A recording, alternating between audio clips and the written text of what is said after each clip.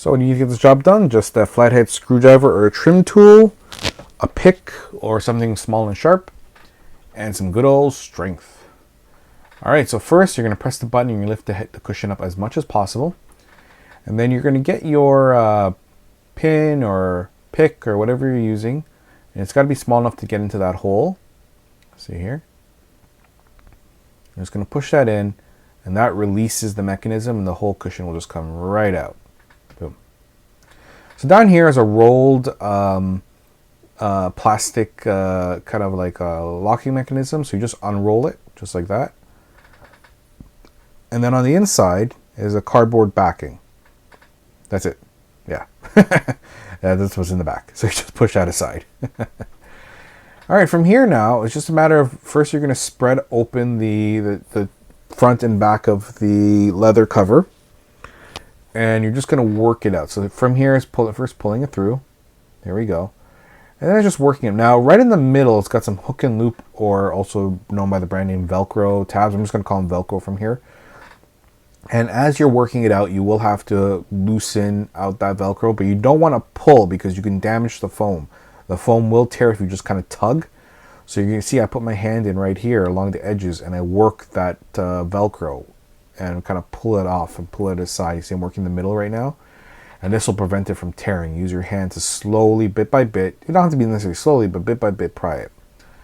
So I say work one side, I move to the other side now. Now this seat's got a damaged foam insert here. You can see the foam is damaged on the right side there. So just be wary if you have any damage or anything. You're just going to kind of keep separating, pulling up. Again, watching for any damage. If everything goes well, shouldn't have any, but you know, these seats can get damaged with use. Same thing, you've got some more Velcro along the top, so I'm working my hands in and separating it. And then you just keep pulling up until the seat is all the way up. Then all that's really holding it in is those head cushion bits, trim bits, for the locking mechanism. So you're going to get your flathead screwdriver or trim tool. I prefer the flathead for something like this, a little better for their leverage. And you'll see that black tab. There's a metal bit, that's the actual frame, and then a black tab that fits in. So you're going to put the flathead all the way at the bottom of that, and you're just going to pry and pull up. And don't need a lot of force. Just got to get it in there, and then boom, it pops right up. So, and you do the same for the other side, which I've taken out here. And just to show you what that looks like, it sits, there's the metal from the frame, it sits in there, and you're just putting your flathead in there, and you're lifting and popping it right out. And doing, again, same for both sides.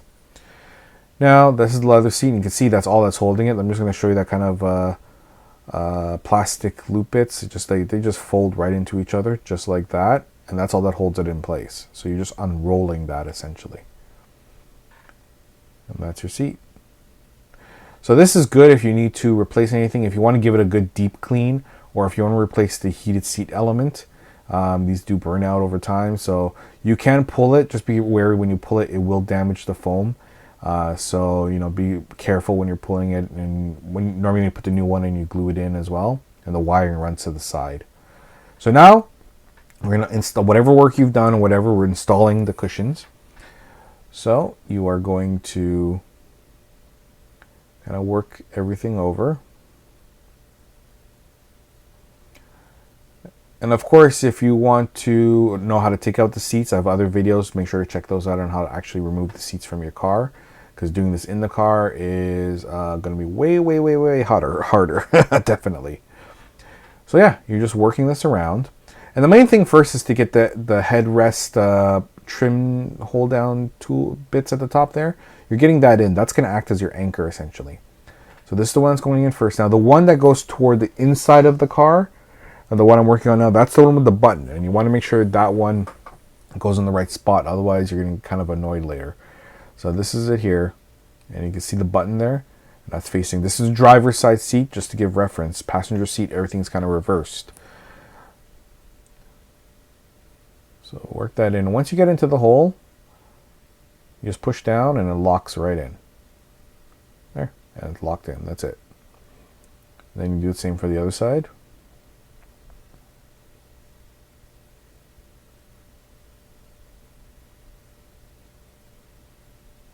There you go. And now you kind of work the leather, and all this is now is working it. I mean, you may have to do things.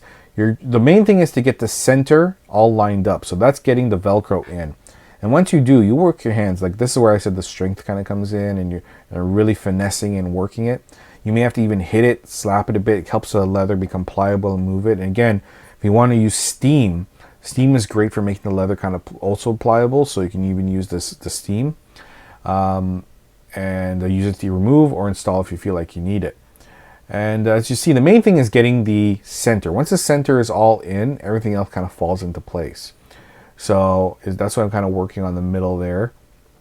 Now that I've gotten it lower enough, now I'm trying to pull that in because that'll give me a chance to give some extra leverage to the front seat as well.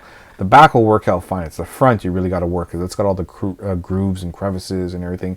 The back is just a straight piece, right? So once you work that through, then it's just a matter of massaging everything in, kind of hitting it a bit, working it around. You can see how much that starts looking good, especially after a couple hits. Smooths it out. Really work it out here.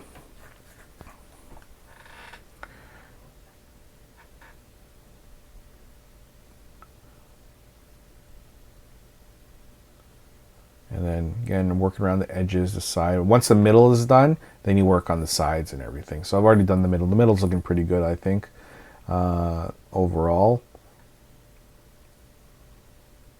Same thing here, working this side. This side didn't turn out quite as nice, but I think that's partially because the foam is damaged there. But it's the same idea. You just kind of work it around. Make sure it goes in, it's nice and smooth as possible. Work the Velcro if you need to.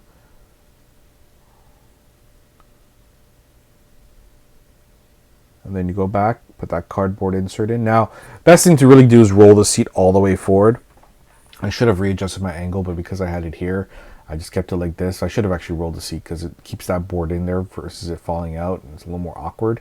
But you can see I could even do this here, holding the seat with one hand and doing this with, reattaching all this with one hand. So that's how easy it is to do once you know it.